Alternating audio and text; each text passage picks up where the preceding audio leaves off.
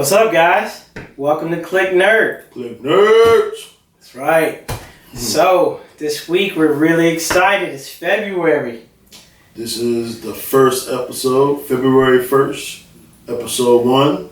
And it's actually Brandon Lee's birthday today, so R.I.P. Brandon Lee. R.I.P. We mentioned him in our intro. Just wanted to go ahead and give him a shout out on his birthday, honor him for giving us that great content last time to talk about. Yes, sir. We appreciate that. That's what's up. So, this week, what do we got for him? Well, I think we're going to be doing a couple of reviews, and then, I don't know, we're going to look at Off the Rack. Was it Off the Rack or On the Rack? On the rack. This week on the rack. We're going to go through that. Yeah, we'll be doing some reviews and looking at, comic books that are, we'll be doing some mentions. We'll be definitely doing some mentions of things that you should be reading. If not, you're missing out. I think so. I think we're going to give you guys different segments. We're going to try to see what works, what doesn't work, get your feedback on it. But again, we just want to bring you great content. We want to give a special shout out this week, though. Mm-hmm. So if you guys want to stay tuned, maybe we can get you some of this cool, fresh merch. Right here, we got the Cliq Nerd keychain that just came. Gonna do more stuff, mugs, maybe some T-shirts, whatnot. Little T-shirt. We just want to give the Nerd Gang some gear. You know what I'm saying? Definitely subscribe, click that nerd, click that bell. And we're going to go from here. So let's get started. You want to talk about the Dragon Age? Go ahead and get into the comic book, because we are a comic book. Someone, we're everything, but what's the core? The core is comic books, right? The core is comic books, because that's where it originated, right? That's where the idea came from. That's where it all started. Yeah. So I think we're going to do Off the Rack. Yeah, that's great. We can start with Off the Rack. And this week, Off the Rack, we have none other than Dark Avengers. This book right here, I read this book, man, I got a kick out of it. It's a real brief synopsis. Spoilers if you have not read it. It's really old. I wouldn't say it's really old, but I mean, it's been out for a minute, right? Yeah. Okay, so yeah, it's been like we definitely don't want to spoil anything that's new, because them coming out with the issues, we don't want to conflict or be have any problems there. So we thought, man, why don't we come up with stuff that you probably should have read already? Yeah. If not, if you're a comic book or if you're a Marvel fan, you just like a good, just a good comic book. So this is a good novel. I enjoyed it. First and foremost, I think it gives a good look to Norman Osborn, who is Iron Patriot, who is dope. He's like evil. Even though people think Tony Stark isn't the greatest person in the world, he's even more evil. He used to be. Well, if you don't know Norman Osborn background or origin story, he is the original Green Goblin. He used to give Spider-Man them two-piece combos with that ring. That two-piece and a biscuit. You know what I'm saying? If you watch Spider-Man the new Spider-Man movie, No Way Home. No Way Home, yeah. William Dafoe does a great job playing, revamping his Norman Osborn. I think he stole the movie away. I think he was like, oh, he's in it? Oh, he's in this piece. Okay. Wow. I just think he's probably one of, the Spider-Man universe. He's the best villain. Doc Ock had a chance because Spider-Man 2 is a really good movie. And Doc Ock does a really good job. But after this performance by Willem Dafoe, I say he killed it, and I think he's the best villain for Spider-Man. Everybody knows the classic death of Gwen Stacy. There's a big debate, by the way. And he's talking about the comic. He's not talking about Andrew Garfield. He's talking about the comic book or the animated series. Thank you for that. Go ahead, continue. No, it's fine. I'm glad he said that to clarify, because I know we probably get a million hits on that. Just people say, "Hey, whoa!" That didn't happen. So we got these expert fans. Thank you for getting this right. Yeah, I appreciate that. So in the comics, first love of Spider-Man, Gwen Stacy. She gets she gets done in by the Green Goblin. But there's a debate on whether she was already passed before Spider-Man tried to save her when she fell off that bridge. Yeah, actually that's threw her right. off that bridge. Besides Uncle Ben and Gwen Stacy, those are like his biggest regrets that makes him Spider-Man. That makes him go the extra mile. Right. And this guy he dabbles in a little bit of mental issues, because he's got two sides of whether he wants to be Norm. He's got Norm, and then he got the Goblin. He's got the Jekyll and Hyde. That's exactly it. That's the dichotomy of the whole thing, man. It's Jekyll and Hyde. I love that. That's great. And this book really shows Jekyll and Hyde. Yeah. I mean, but he's working for the government. He's working for a facilitated capacity. So he's still ruthless, but he has to. He understands that there's a big picture now. I'm going to circle back to that name of what he comes up with the government too, because it's no longer SHIELD, because SHIELD has been disbanded. Hammer, right? Oh man. Hammer, right? Hammer. Yeah. He lets you know. Hammer pretty much was Tony Stark's rival, or guess I don't even know if they were really competition. It was Justin Hammer, right? Right, but Hammer Company, right? No. So he does when he comes up with this name, it's completely separate. Oh, so separate from? I thought he was just doing. I thought he was taking the cast from the Hammer. Okay, you see the tech. He breaks things down. I thought that he was stealing men from the Hammer Company and just revamping it. But no, he's actually, instead of the SHIELD, I guess it's the playoff for the Hammer now. Yeah. Keep busting it out. So this all starts off with Normie trying to recruit for his Avengers. Now, they want to show everybody that they're good in the public eye, because remember, these guys are supposed to be our new Avengers. So, story starts out, next thing you know, he's recruiting, and all your favorite superheroes get replaced by these villains. For example, you got Captain Marvel on the cover here. That's not Captain Marvel, that's Moonstone. We've got Wolverine here, but that's his son, Dakin, right? Not Logan. And then you got Mac Gargan, the Scorpion stepping green in. dude used to be spitting his tail, be spitting that acid on Spider-Man. Venom got stepping into it, right? How about that? He steps right into it. And that's not Hawkeye though, right? No. Oh, no. Who is that? That's Bullseye. That's Bullseye. Bullseye is the guy who kills Elektra at one point, messing with Daredevil. I mean, Bullseye is I don't like Bullseye. I do and I don't. I think he's funny in this. He's hilarious. He gives you that humor in this. He gets real upset. And then next thing you know, he's like, okay, it's cool. Yeah. So you're right, man. This book is full of humor. It's full of tragedy. We got the Sentry stepping in for being a big gun. He's kind of your hope in this one. The Sentry is on there. Yeah. And the Sentry is a powerful. I mean, and there's one scene in there where Moonstar, right? Moonstone. Who's playing Captain or Ms. Marvel, not Captain Marvel, Ms. Marvel, because I don't think I think they did both Captain Marvel, Ms. Marvel. I meant to mention Ms. Marvel. I think you're right. It's the same person back in the day, but they did Ms. Marvel instead of calling her Captain Marvel. So same character, but it just revamped it. We call her Captain Marvel now, but really she was Ms. Marvel back in like 90s and up until now. But anyways, she goes like, who are you guys? She doesn't know who these guys are. You know what I'm saying? They have no idea who is it Logan's son. It's over Dakin. They have no idea who this guy is. And I thought that was kind of funny that, with the universe, that even some of these villains are Spider-Man villains. A lot of them don't know each other. A lot of them don't even interact with someone. And then Doom is in here.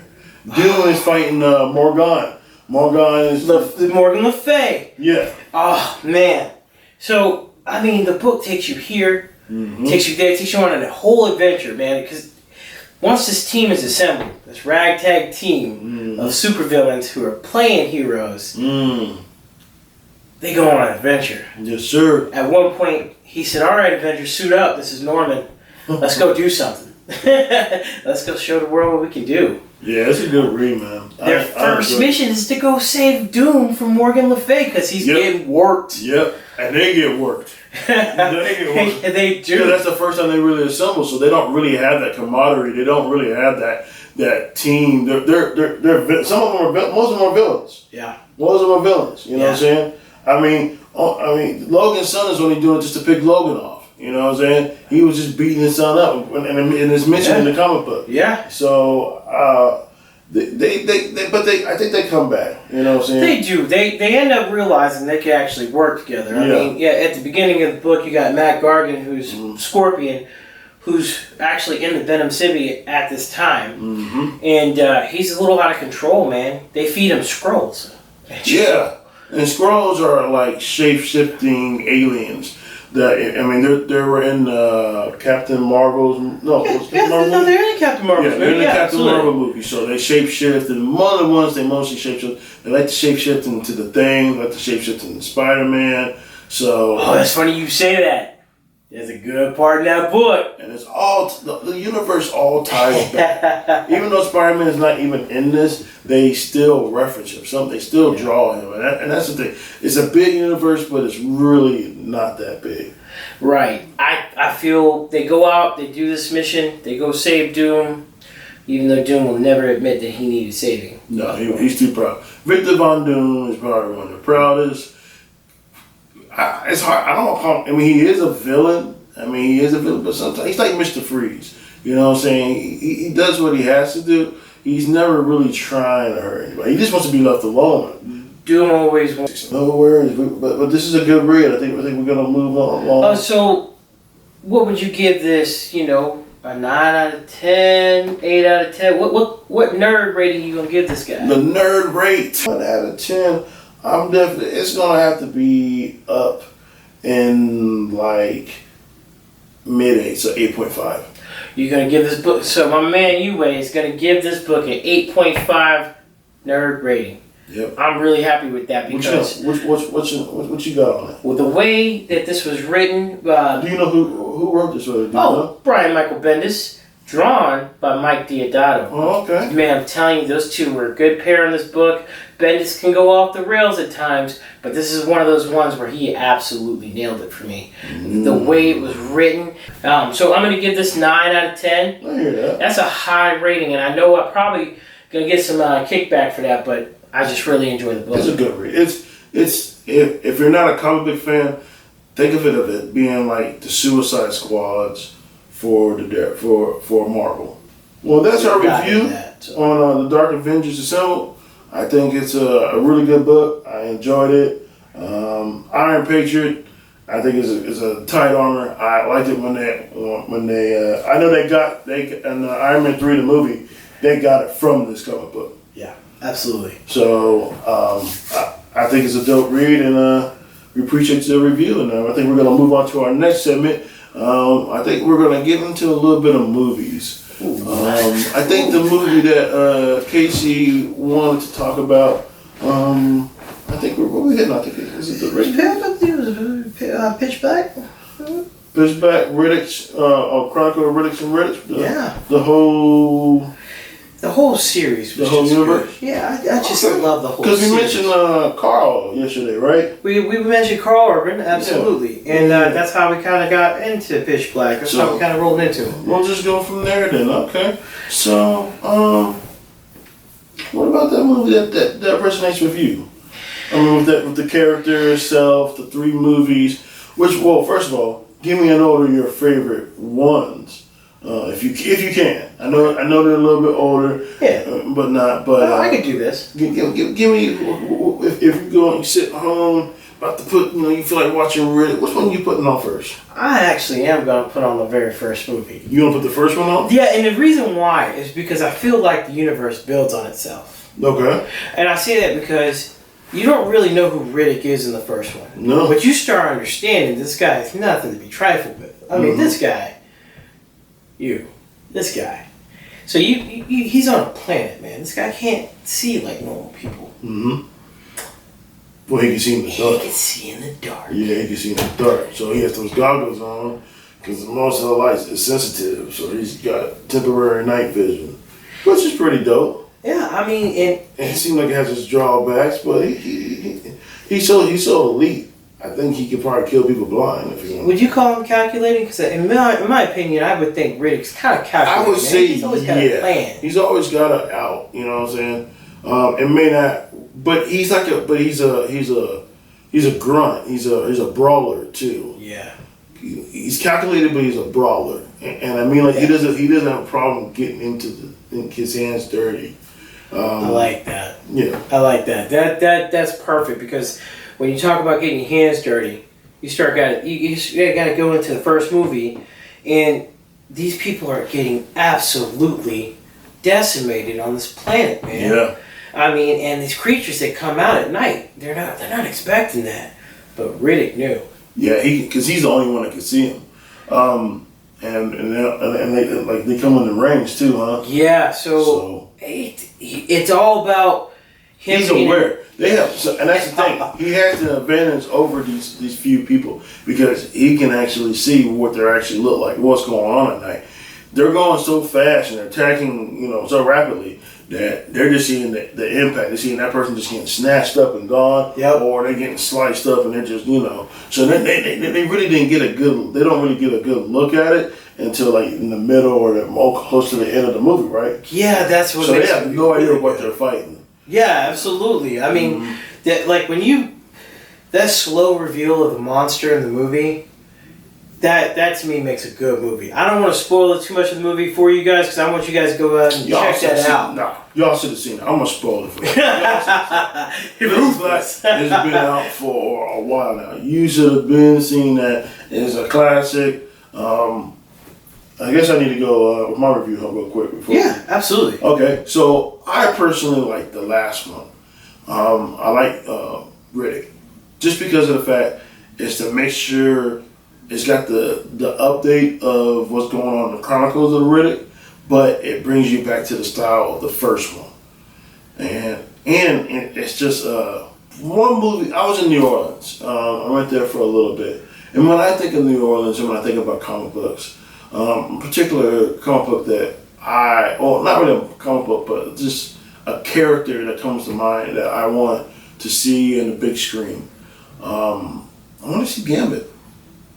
I want to see the Raging Cajun on big screen, and I think that he, I don't know. I just think that he's one of those characters that I don't know why we don't have something already. We put a lot of time. We put a lot of movies.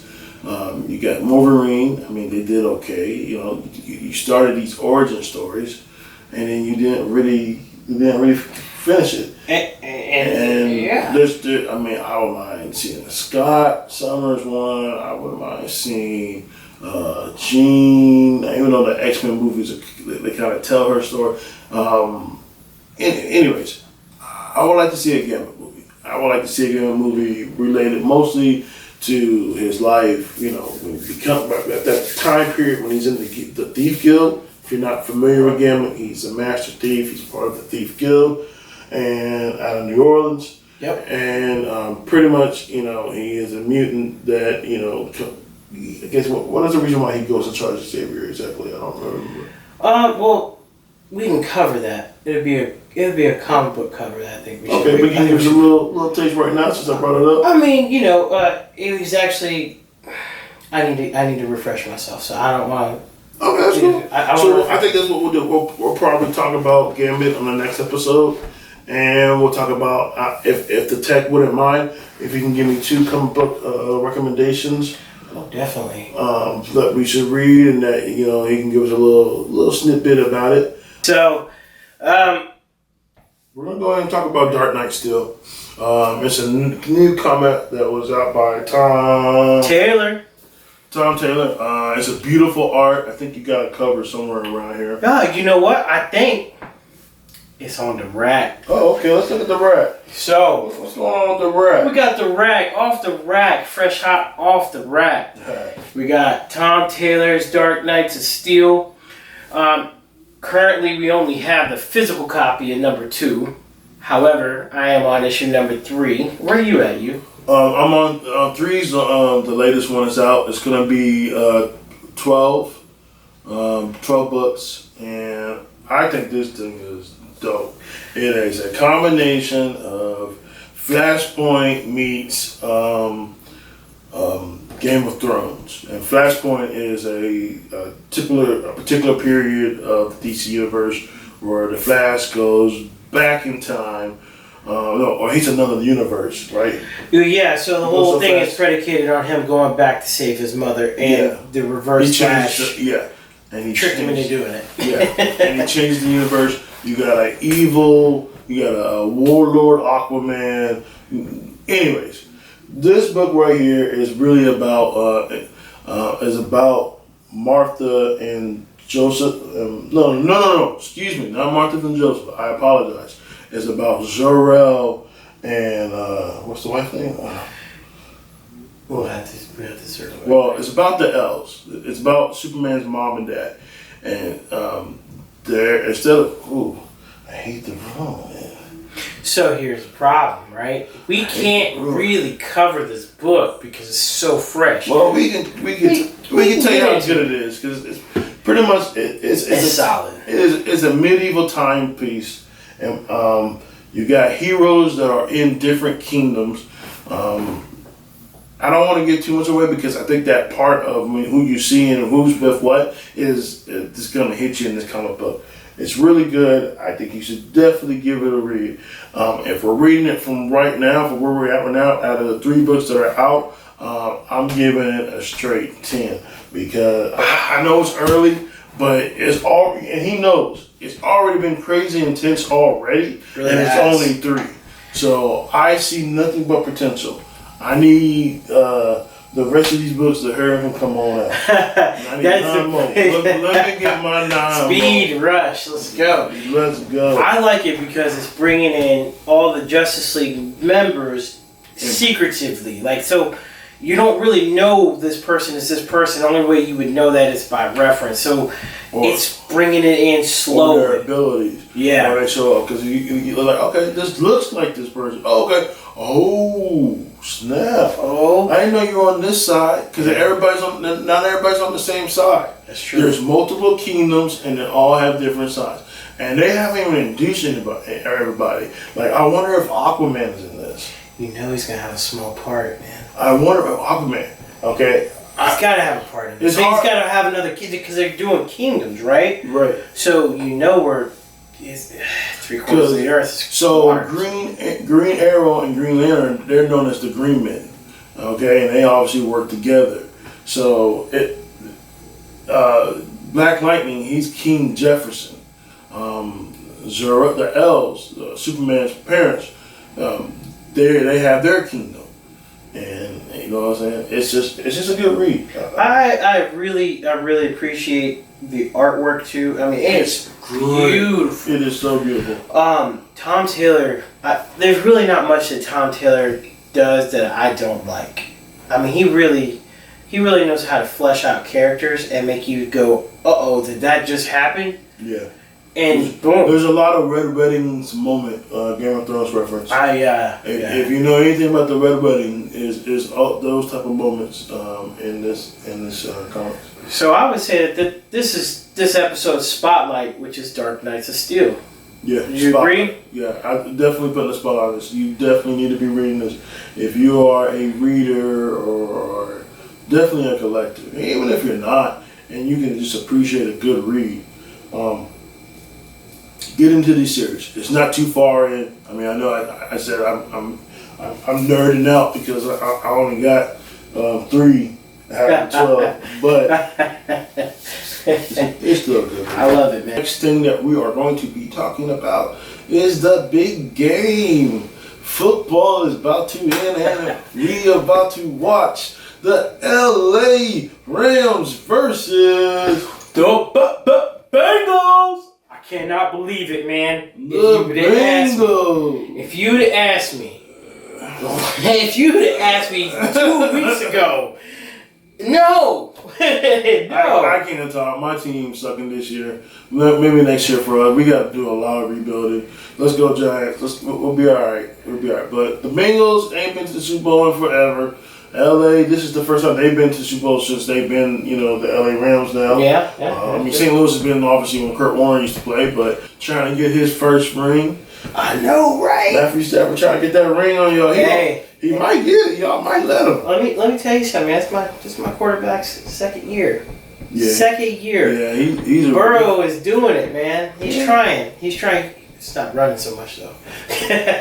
Y'all beat the Chiefs, huh? We beat them in their house. Oh, and by the way, just want to let y'all know, and they were down, and then they came back. I was like, what? And it's the loudest stadium in y'all tied it in overtime, right? To get the and then you get the field goal kick. Yeah. So, actually, KC came back and tied it in overtime. Okay. I mean, before overtime, Yeah. they came back and tied it.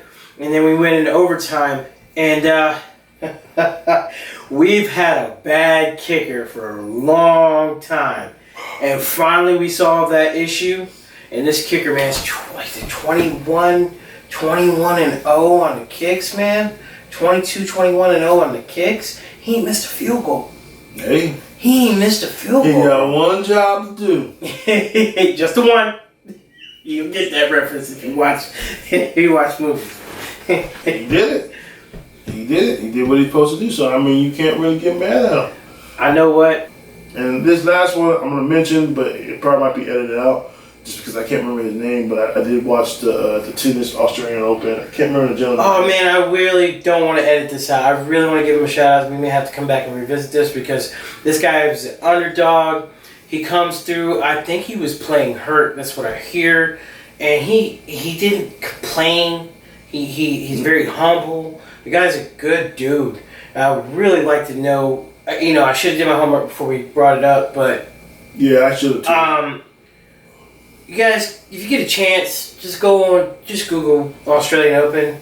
Nado, Nadal. Okay, Nadal. Yeah. Nadal. I should have known that. I like Nadal. The guy he's playing against isn't as humble as he was. I'm not even gonna mention his name because I really don't care for the guy, but they said he was a bit arrogant. Yeah, and Nadal just comes in. He at that age to play at that level. I mean, wow. Yeah, I'm gonna tell you. Wow. So I woke up probably like 5 o'clock.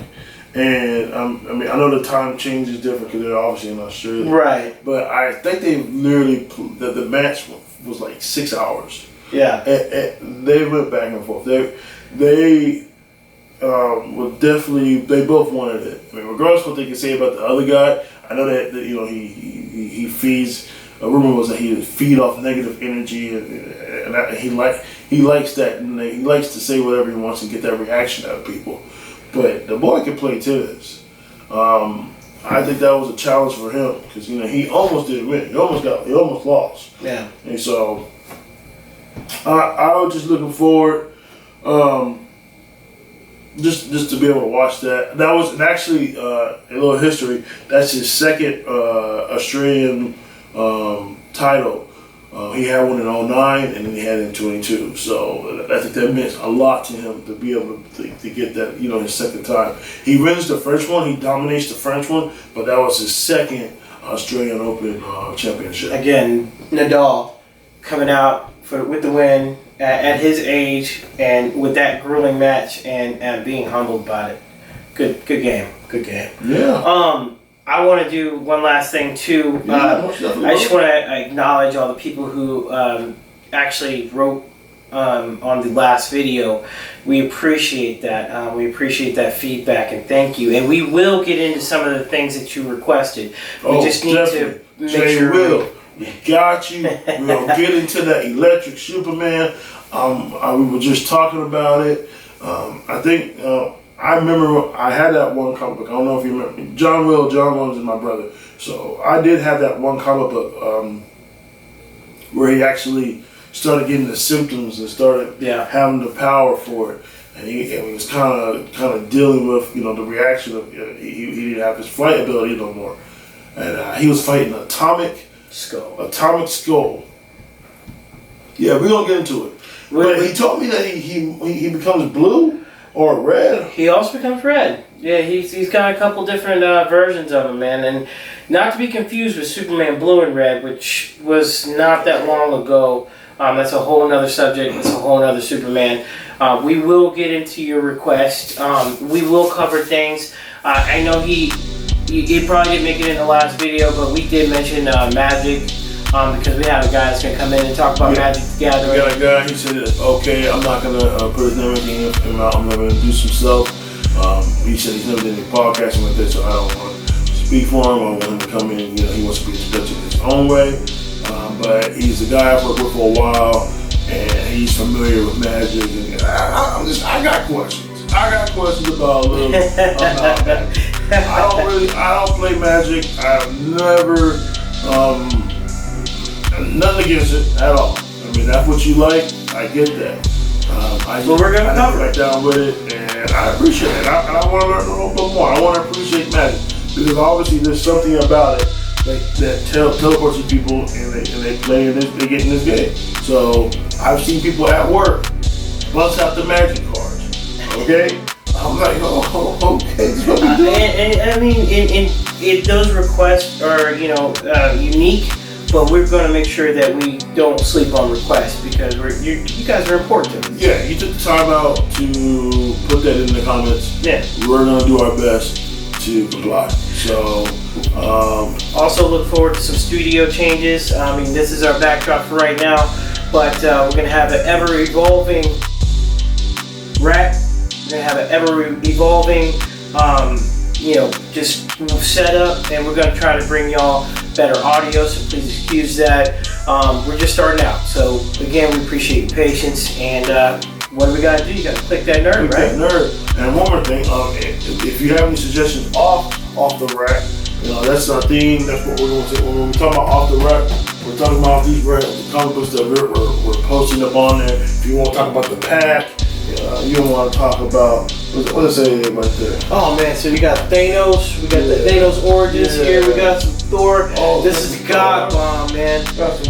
We got some Thor, we got the Avengers disassembled. Just basically anything on this rack that you see up here. If you want us to switch out, we will find it, we'll get it up there. If we can't, we'll still talk about it anyway. But on the rack, we're gonna try to feature different books every time on the rack. Most definitely, we want to do that. Because here, I Cliq that nerd or Cliq nerd or whatever you want to call it. Just call it something. Call it your own. This is Cliq nerd. We appreciate you. This is Casey Jones, Casey the Tech. This is Ryan UA Baker. Appreciate you. Have a good night. Yeah, thank you for tuning in. Make sure you hit that bell up top. Also, make sure you subscribe, like, and put some comments in there. We really look forward to it. So click that nerd, baby. And also, shout out to everybody who watched us. We appreciate it. And we out. Cliq nerd.